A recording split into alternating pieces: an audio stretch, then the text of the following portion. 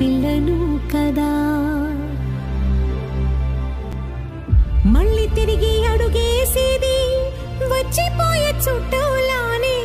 నేను పుట్టి పెరిగిన ఊరికి ఇంకా పైన పొరుగురిదాన్ని. కట్టదాటి గంగ నేడు కంట పొంగెనే. ఎంత ఎంత యాతనో, ఎంత గుండె కోతనో, ప్రాణమోలే పెంచుకున్న పిచ్చి నాన్నకు దూలమిరిగి భుజముపై పడిన పిడుగు పాటిది.